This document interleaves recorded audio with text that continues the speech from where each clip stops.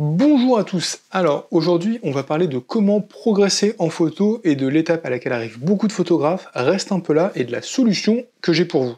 Du coup bougez pas. C'est un truc que je vois tout le temps, mais le meilleur exemple de ça c'est pendant les lives que je fais sur la chaîne. Pendant les lives que je fais sur la chaîne, je propose aux gens d'envoyer leurs projets et soit je suis tout seul, soit je suis avec Julia, on regarde un peu, on vous donne des conseils, tout ça sur la construction des séries, les images, tout le tintouin. Il y a toujours un gars ou une femme, on s'en fout, toujours une personne à chaque fois, qui est dans la situation que je vais vous décrire, c'est peut-être ton cas derrière l'écran quand tu regardes cette vidéo, mais en gros, une personne qui sait faire des bonnes images, qui a la compétence technique pour faire des photographies de qualité, elles sont propres, elles sont bien composées, voilà, tout est bien, mais qui a pas grand chose à raconter, voilà, qui a des images de plein de sujets différents, qui se mélangent un peu, tout ça, on sait pas trop ce que la personne veut dire, et ça tire un peu ses travaux vers le bas, dans le sens où la perception c'est ok, il fait des images sympas, mais il n'y a pas vraiment de personnalité qui transpire de ça, il n'y a pas de fil conducteur, on sent pas une position, enfin il manque un truc. Et ce truc-là, je pense que vous pouvez l'avoir avec un projet photo, c'est-à-dire prendre un sujet et le travailler sur la durée. Il y a un truc qu'on me dit tout le temps quand je parle de ça, des débutants, des gens qui ne sont pas lancés dans le sujet, c'est « oui, mais tout a déjà été fait, je vois pas quoi faire ». Et c'est de ça dont on va parler aujourd'hui, parce qu'il y a une solution un peu simple à ce problème-là. Et je vais prendre deux exemples pour vous illustrer à quel point même des photographes très avancés peuvent trouver des sujets de livres photos, enfin là c'est des livres photos, mais des sujets de projets photos qui peuvent donner un livre, même quand tout a déjà été fait, même quand ils sont très connus, ça pose pas du tout de problème, même quand ils sont très avancés dans leur carrière, ils trouvent des trucs à faire, donc c'est pas du tout un truc qui doit vous bloquer, et on va voir ça ensemble. Alors, tout d'abord, c'est quoi un projet photo? J'ai fait des cours entiers sur le sujet pour vous expliquer comment faire un de A à Z. C'est très très long. Je vous mets un lien dans la description si ça vous intéresse, mais je vais pas vous refaire 20 heures de cours condensés en 3 minutes. Globalement, vous voyez ça comme un écheveau. C'est un mot que j'ai appris en préparant cette vidéo. Je vous en mets une image là. J'aime beaucoup le concept. La façon la plus simple de voir ça, c'est que toutes les possibilités, c'est un écheveau. Vous creusez, vous trouvez un fil et vous le déroulez comme ça. Vous tirez sur le fil, vous trouvez un sujet qui vous intéresse, quelque chose qui vous interpelle un petit peu, qui vous alpague, qui vous pique le fond de l'œil, et voilà, vous prenez ce fil et vous creusez pour voir jusqu'où ça va vous mener et comment ça va évoluer. Typiquement, par exemple, en ce moment, je fais des photos de braderie, bah voilà, c'est ça, c'est un petit truc que j'ai commencé à faire, je creuse ce fil-là pour voir où ça m'emmène. Faut vraiment le percevoir comme ça dans un premier temps, c'est la façon la plus simple de voir le truc, et c'est ça la beauté d'un projet, c'est l'exploration, la découverte, l'appropriation d'un truc. Ça va être important. Et donc, comme je vous disais, quand on parle de ça, il y a plein de gens qui me disent « Ouais, mais en 180 ans et quelques de photographie, tout a déjà été fait. On a fait des projets de paysage, de photographie humaniste, de la photo de rue à New York, de la photo de rue à Paris, de la photo de rue à Marseille, des portraits, des récits intimes, plein de choses. Et bah, de tous ces sujets-là, on va à Paris Photo, il y a plein de choses auxquelles on n'avait pas pensé. Comment se démarquer, comment faire un truc différent. Et ce qui est important de comprendre, et qui est un peu qui va vous retourner le cerveau, je pense, qui vous débloque, qui vous fait avancer, il y a un petit côté casse-tête que je fais avec mes mains quand je fais ça, qui vous aide à passer ça, c'est de se dire que tout a déjà été fait, mais pas par vous. Et la différence, elle est super importante. Tout a été fait, mais pas avec votre perspective, votre approche, votre regard à vous, et votre sensibilité, votre façon de photographier, vos outils, votre façon de voir les couleurs, de la composition, tout ça. Et ça, c'est super important. Je l'ai déjà dit, mais comme c'est super important, je le dis 2 fois, avec une répétition en vous disant que j'ai déjà dit que c'était super important. Et pour vous illustrer ça, je suis tombé sur le cas parfait. Il y a pas très longtemps, j'ai été voir l'exposition du Centre Pompidou au Tripostal à Lille, qui est vachement bien. Si vous pouvez y aller, faut y aller, c'est très chouette. Il y a une librairie au Tripostal à Lille qui a toujours des bouquins photos un peu fin de série, gros exemplaires, tout ça, mais avec des prix super intéressants. Et donc j'ai chopé 2 livres. J'ai chopé celui d'Edward Burtynsky qui s'appelle Salt Pans, et celui de Tom Hagen qui s'appelle Salt Work. Donc on a 2 photographes, 2 livres sur le sel, tous les 2 édités par des éditeurs un peu connus, mais qui ont des approches totalement différentes, et je vous propose de regarder ça avant de voir un peu comment chacun se complète après le sujet différemment.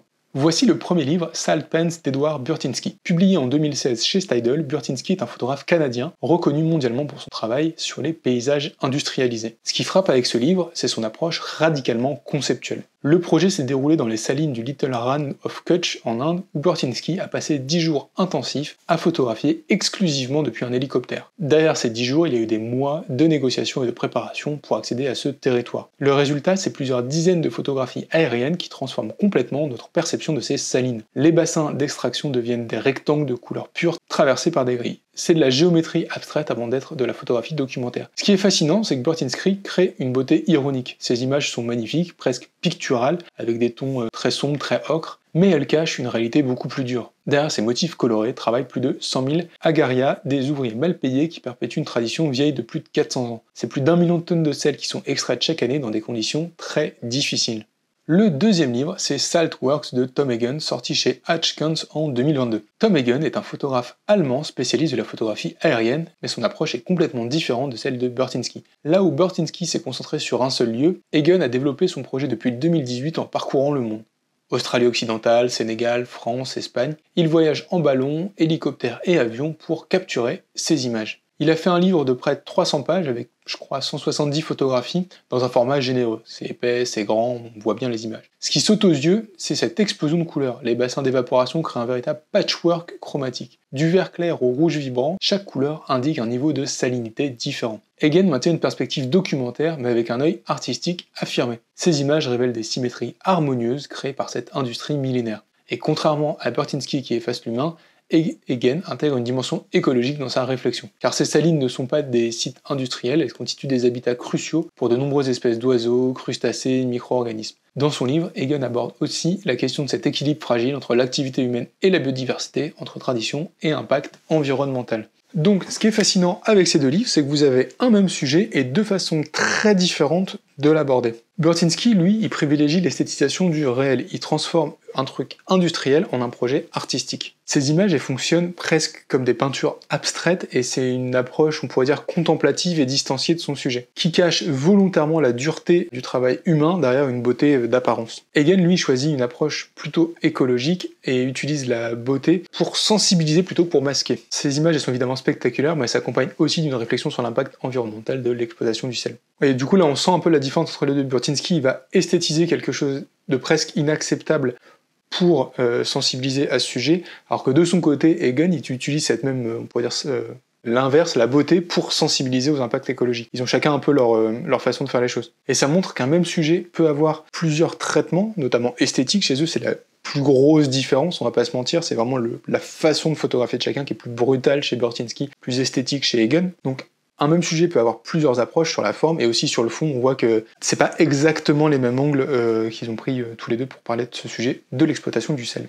Et du coup, vous voyez bien qu'avec un même sujet, il y a plein de possibilités différentes et plein de façons de faire différentes. Chacun a choisi un angle et comme je vous l'ai dit, il a tiré le fil dans les chevaux et il a choisi son truc, il l'a assumé jusqu'au bout et voilà. Évidemment, Hagen, il aurait pu faire un truc à la Burtynsky à la Hagen, c'est pas le sujet, mais ce qui est important, c'est vraiment de comprendre ça, que on trouve un truc, et avec son point de vue, sa façon de faire, etc., on le déroule jusqu'au bout. Et là, vous avez deux exemples de fils qui étaient proches à la base et qui sont partis dans des directions différentes. Et donc, vous allez me dire comment trouver votre fil. On en parle tout de suite. Alors, tout d'abord, il faut partir de ce qui vous attire personnellement, de ce que vous voyez d'intéressant, ce qui vous alpague dans la rue, les choses qui vous attirent tant visuellement quand vous vous promenez faire des photos, que les sujets qui vous plaisent dans l'absolu, quoi. Moi, par exemple, les braderies, c'est un truc que je fais, ça m'intéresse, je trouve ça marrant, c'est venu naturellement. Faut pas chercher l'originalité à tout prix. Pour moi, elle vient du processus. L'originalité, elle se trouve dans la façon qu'on a de traiter ce sujet, de faire les choses et d'avancer. C'est pas un truc qu'on décide à la base, genre hop, je vais être comme ci, comme ça. Alors, on peut, en vrai, on peut, parce que ça arrive des fois de fixer un peu un cadre, de décider en amont d'utiliser tel boîtier, telle chose, tout ça. Mais dans l'ensemble du projet, ça va se construire petit à petit au fur et à mesure.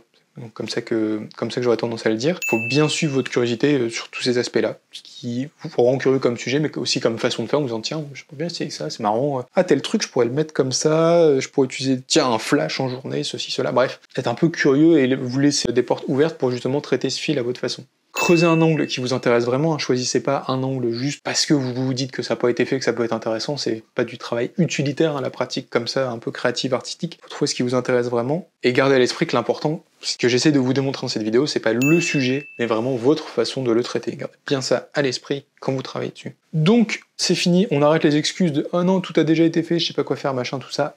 Je viens de vous montrer que c'est pas trop vrai en fait et qu'il y a plein de façons de faire les choses. Donc restez pas bloqués sur ça. Yo, c'est le Thomas du montage. Je me suis rendu compte que j'ai oublié de vous parler d'un petit truc dans la vidéo. Il y a Datacolor là qui m'a envoyé une petite sonde pour calibrer les écrans. Parce que comme vous le voyez, j'ai deux écrans. Pour monter ma tronche sur YouTube, c'est quand même vachement plus pratique. Bref, ils n'avaient pas la même couleur, c'est super chiant, ça me rendait fou. Et donc ça marche vachement bien d'utiliser Datacolor et le logiciel pour calibrer ça. Donc si vous avez besoin et que vous voulez genre que les couleurs de votre écran soient nickel et que toute la chaîne soit calibrée, que l'impression soit propre, tout ça, c'est super pratique. Et du coup, merci à Datacolor et je vous laisse reprendre la suite de la vidéo. Salut! ou à tout de suite. Si cette vidéo vous a plu, bah merci beaucoup. Je vous invite à vous abonner, à la liker, à la partager, à laisser un petit pouce bleu, tout ça, machin. Vous connaissez la musique, ça aide beaucoup la chaîne. Vous verrez aussi dans la description, il y a plein de liens. Alors, je les mets pas là pour décorer, en général, hein, je repasse dessus. Vous trouverez notamment les bouquins dont on a parlé, mon livre 10 outils indispensables pour votre projet photo. Je le mets là, voilà. Qui est un bouquin gratos qui est un peu dans la vibe de ce que je vous explique ici. Et vous trouverez aussi plein de liens vers le Discord si vous voulez discuter de la vidéo, mes réseaux sociaux si vous voulez m'écrire, tout ça. Oui, sur YouTube, on peut pas poster de commentaires, mais mes DM sont ouverts si vous voulez en parler. Et moi, je vous dis à la prochaine dans 15 jours. Salut!